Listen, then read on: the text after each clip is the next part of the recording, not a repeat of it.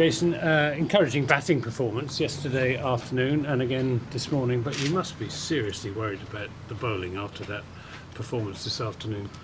Yeah, I think you're right. I think this yesterday and this morning was significantly improved batting performance. I think James Root, Tom Abel, obviously fantastic individual performances, but from the position we're in, 20 for 3 or whatever it was on the first morning, to be 440 all out was a great recovery, and they played brilliantly. And I was impressed. We haven't started particularly well with the ball this year.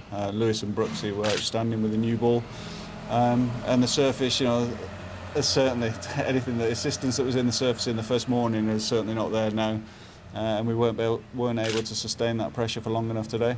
But the bowlers just weren't able to give Tom Abel any sort of control, mixing up their lengths, too short, too full, too wide.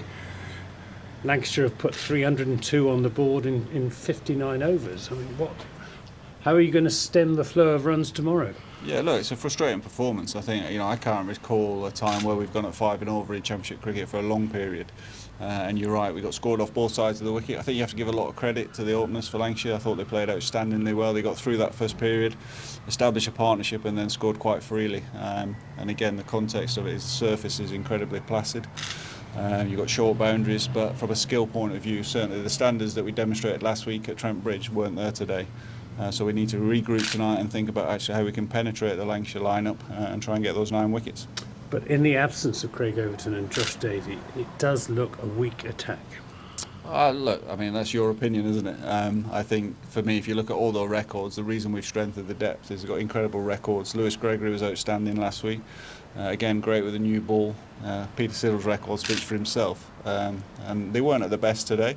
And again, human beings that, unfortunately, they can't perform. The standards that they were at last week, if they can maintain those for 12 out of 14 games, we'd be incredibly excited by that. And as I say, they weren't quite at the best today. Are you worried about the form of Jack Leach going for over 100 runs? No, not at all. I think the contributions that he's made so far have been excellent. Again, incredibly difficult challenge for him. You've got an incredibly short boundary one side, no assistance in the surface whatsoever, and he's trying to make things happen. He's trying to be an attacking bowler for us. He's trying to get that breakthrough for us, and we know he's a world-class performer. What can you and the team do tomorrow to turn things around? Because if the situation doesn't improve, you're looking down the barrel of Lancashire scoring 700. Yeah, absolutely. So we need to regroup, we need to think about that. And for me, we've got 2 choices. We demonstrate the disciplines that we've done for most of the season so far.